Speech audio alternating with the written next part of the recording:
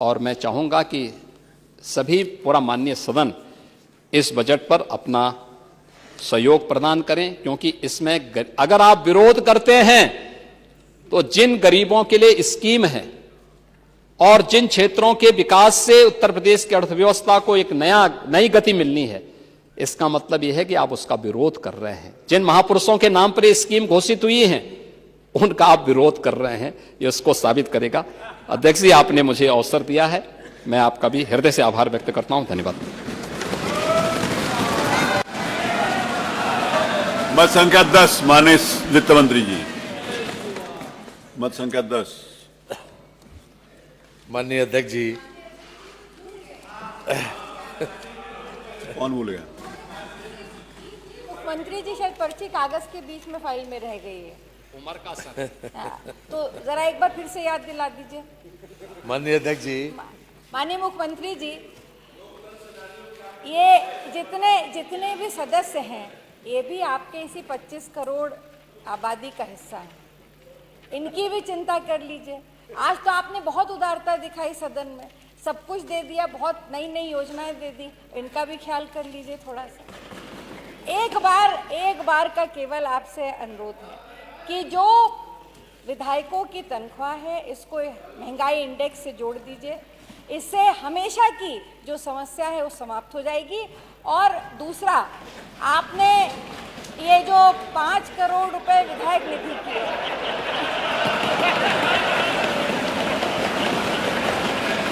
इसको 7 करोड़ कर दीजिए और 200। माननीय अध्यक्ष जी, इसको आज तो करा लीजिए, आज कर। मंत्री जी, मैं बताता हूँ इनको। मुस्कुरा रहे मुख्यमंत्री जी। आप सुनिए तो, आप माननीय संसदीय कार्य मंत्री जी, जब आप यहाँ बैठते थे, हम वहाँ थे, तो रोज ये सवाल उठाते थे कि महंगाई के इंडेक्स से जोड़ दिया जाए। और पूरा पेंशन हमारी कमेटी बनी थी, आप पूछ लीजिए, जो इन्होंने प्रस्तावित किया था माननीय अखिलेश जी ने पूर्णतः मान लिया, उसमें कोई संशोधन नहीं किया था। पूछिए है गलत। तो आप ये लोग जब कह रहे हैं, यद्यप हम बहुत इसके उसमें नहीं रहते हैं, लेकिन जब सबकी राय है, आप जब आपकी इच्छा रही है माननीय मुख्य, तो आप कुछ आप जैसे वो कह रहे हैं इंडेक्स से जोड़ने का, तो इसमें कोई बड़ी बात नहीं है महंगाई के इंडेक्स से जोड़ने। बोलिए। आप कुछ कह रहे हैं? जोड़ दीजिए।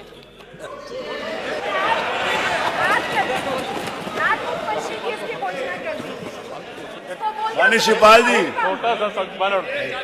माननीय शिवपाल जी, आप क्या कह रहे हैं? कुछ समझ में नहीं आ रही। मैंने कहा जब सबका यही अर्थ है, इंडेक्स से जोड़ दिया जाए।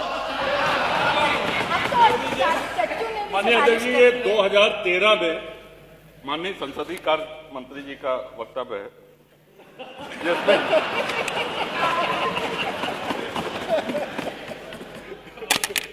और आपने कहा है कि मानवर इसमें वारंट ऑफ प्रेसिडेंस बने हैं। आपने हम विधायकों को एक स्थान दिया है, ये बात अभी महाना जी ने भी स्वीकार करी।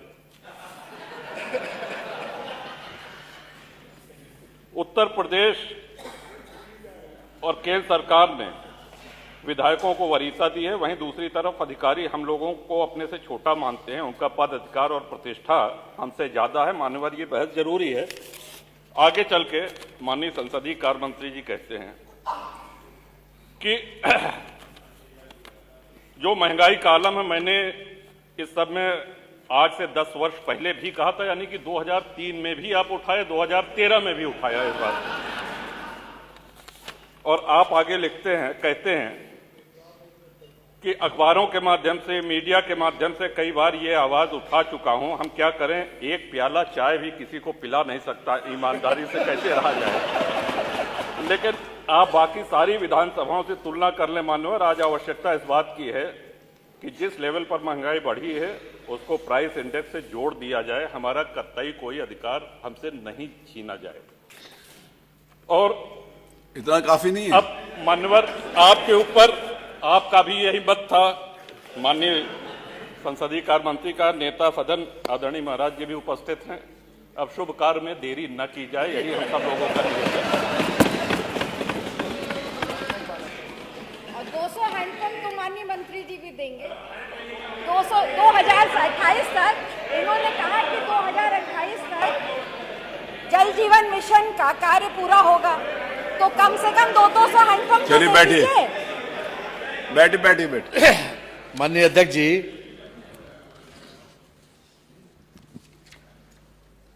एक रामायण की चौपाई है माननीय।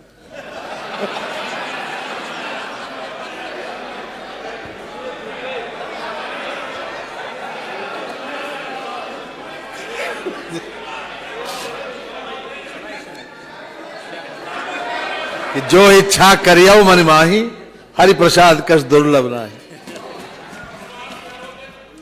इसका मतलब क्या हुआ? माननीय अध्यक्ष जी, माननीय अध्यक्ष जी, ये एक माननीय नेता सदन ने बहुत विस्तार से जितने भी माननीय सदस्यों की जिज्ञासाएं थी उस पर सब बहुत अच्छे तरीके से और आंकड़ों के साथ अपनी बात रखी। मान्यवर, केवल एक बात पर मैं बल देना चाहता हूं, बार बार विपक्ष की तरफ से आता है ये प्रदेश इतने कर्जे में ग्रसित है, जो बच्चा पैदा होता है उसके ऊपर इतना कर्जा है। आज भी कहा गया कि इस प्रदेश के ऊपर इतना कर्जा है। माननीय, जितनी भी विकसित सरकारें होती हैं, खास तौर से जो डेवलपमेंट ओरिएंटेड हैं, उनके लिए कर्जा लेकर जन कल्याण की योजनाएं चलाना कोई नई बात नहीं है माननीय। और हर सरकार कर्जा लेती है माननीय। बात तब खराब होती है जब हम कर्जे की किस्त टूटे या फिर कर्जे का ब्याज न दे पाए। कोरोना काल में भी योगी सरकार ने न तो कर्जे की किस्त टूटी और न कर्जे का ब्याज टूटा। आज भी, इस वर्ष भी हम 39,000 करोड़ रुपया जो हम कर्जे की किस्त है वो देंगे और 53,000 करोड़ रुपए का कर्जे का ब्याज भी देंगे इस 24-25 के बाद। अब मान्यवर, मैं आपकी अनुज्ञा से ये प्रस्ताव करता हूं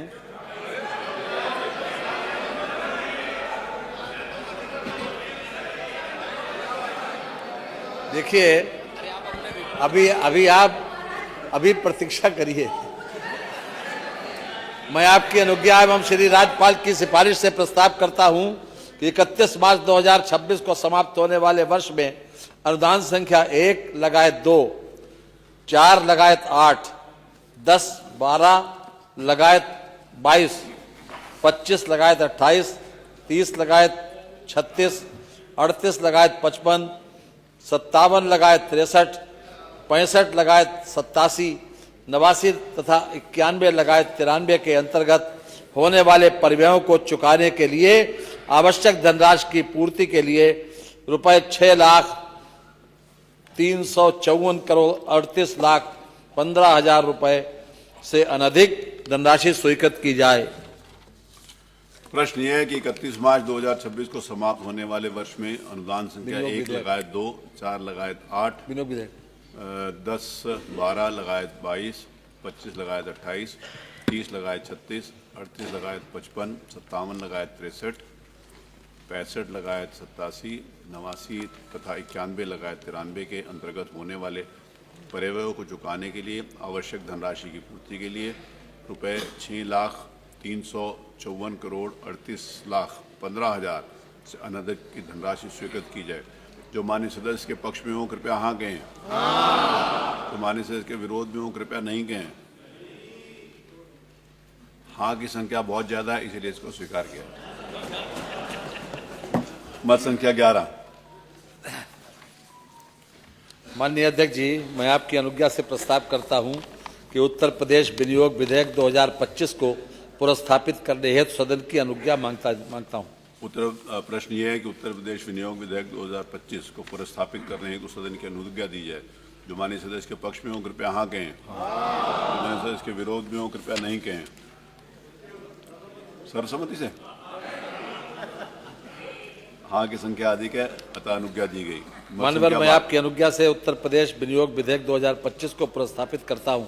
मत संख्या 13। माननीय वित्त मंत्री जी। माननीय, मैं आपकी अनुज्ञा से प्रस्ताव करता हूं कि कि उत्तर प्रदेश विनियोग विधेयक 2025 पर विचार किया जाए। प्रश्न यह है कि उत्तर प्रदेश विनियोग विधेयक 2025 पर विचार किया जाए। जो माननीय सदस्य के पक्ष में हो कृपया हाँ कहें, जो माननीय सदस्य के विरोध में हो कृपया नहीं कहें। हाँ की संख्या अधिक है अतः प्रस्ताव स्वीकृत हुआ। खंडशः विचार। प्रश्न यह है कि खंड 2 से खंड 3 तक तथा खंड 1 प्रस्तावना व शीर्षक इस विधेयक के अंग माने जाएं। जो माननीय सदस्य के पक्ष में हो कृपया हाँ कहें, जो माननीय सदस्य के विरोध में हो कृपया नहीं कहें। हाँ की संख्या अधिक है अतः खंड 2 से खंड 3 तक तथा खंड 1 प्रस्तावना व शीर्षक इस विधेयक के अंग बन गए। मत संख्या 14। माननीय वित्त मंत्री जी।